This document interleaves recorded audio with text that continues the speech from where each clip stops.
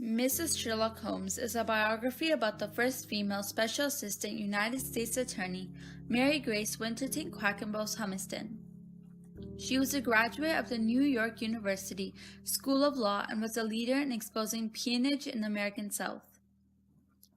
She was also known as Mrs. Sherlock Holmes when she solved the 1917 missing girl case that was said to be an unsolvable case.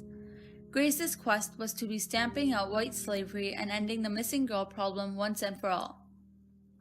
Many girls go missing and are not found for long periods of time, and peonage cases have frequently appeared and have never been noticed, but as a result of Grace's successes have started to be. Also, she stopped many deportation occurrences as a result of a deportation case that Grace had failed in succeeding. Grace's perception on the world is that she sees many flaws in the world that she can potentially fix. William Clarence D. Ashley, Dean of the New York University School of Law, taught Grace everything she knew of being a lawyer. In his view, there was no correct solution, only the logic of a good defense. His students were taught to analyze the facts of a case, select the important points, and reason correctly in order to deduce principles from such facts. He taught in a way that made infinite sense to Grace. What Grace found particularly fascinating was Ashley's view on cases. Grace completed a 3-year law degree in 2 short years, graduating in 1903, one of only 12 women in her class. She immediately received a clerkship with the Legal Aid Society of New York, which offered a low-cost legal help to the poor. Grace was admitted to the bar in the state of New York in 1905, becoming one of only 1,000 female lawyers in the entire United States. In Grace's early career life, her first big case was at the Essex County Courthouse.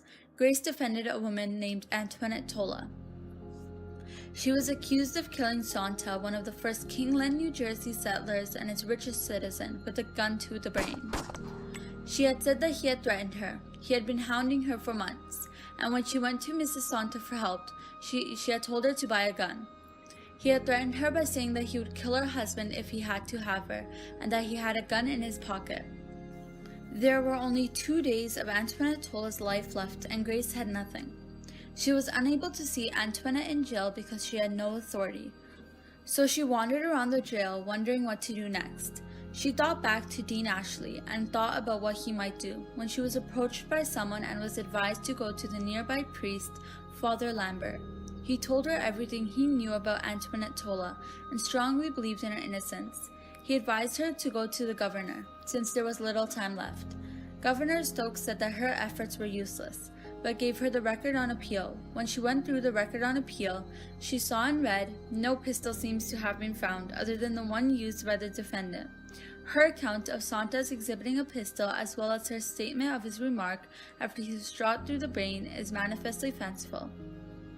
She went to the original prosecutor of the case, Mr. Quester, but he said that there was no gun in evidence. She then went to the county coroner, Morgan, and sustained the gun that was on the dead man, helping Antoinette's story that she shot him out of self-defense. After the success of her first big case, she had become famous by the media, and many people came to her with their problems for her to solve. She was involved in many cases, including deportation cases, missing girl cases, and peonage cases. The famous case that made Grace known is the 1917 missing girl case.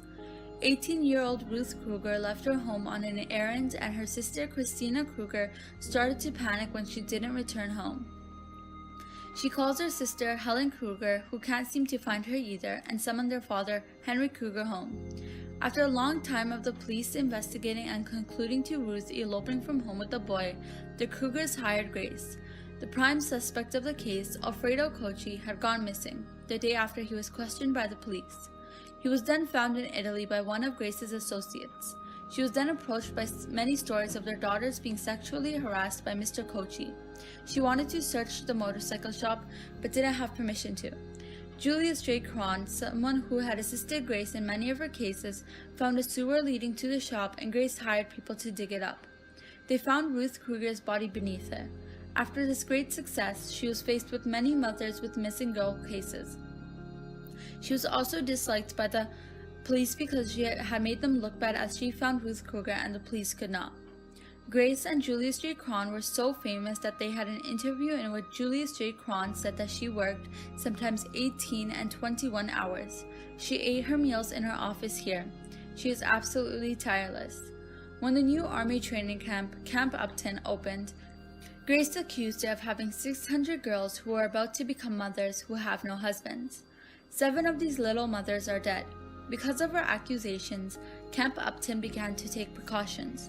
Also because of these accusations, the officials in the War Department asked the Commissioner of Morals, headed by Raymond B. Fosdick, to begin a formal investigation.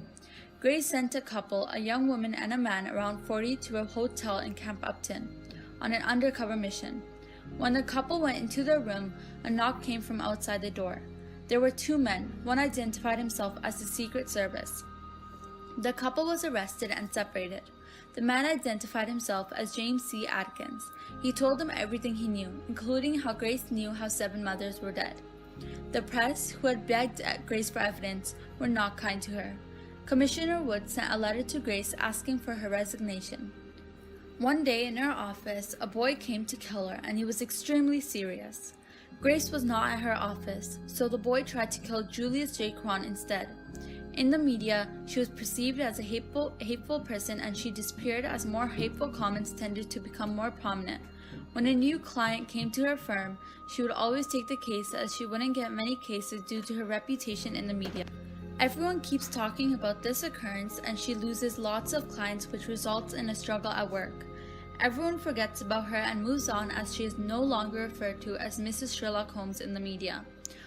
On March 14, 1923, Grace was late to court and was in a trolley car. She came out of the car and began to cross 3rd Avenue when a small truck hit her. As the driver stopped and came out of the car, he was on top of the fallen body of Grace Humiston. She was still alive. They drove her to New York Orthopedic Dispensary, but there weren't any specialists.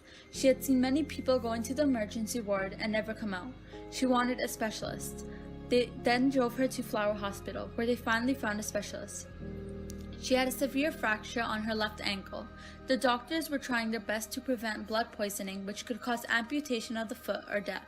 They watched her carefully for 4 days while she lay on the hospital bed, her black hat on the table beside her. The doctor said that it would be at least 3 weeks before she could leave the hospital and months before she could walk. On July 16, 1948, Grace died because of an arteriosclerotic heart disease.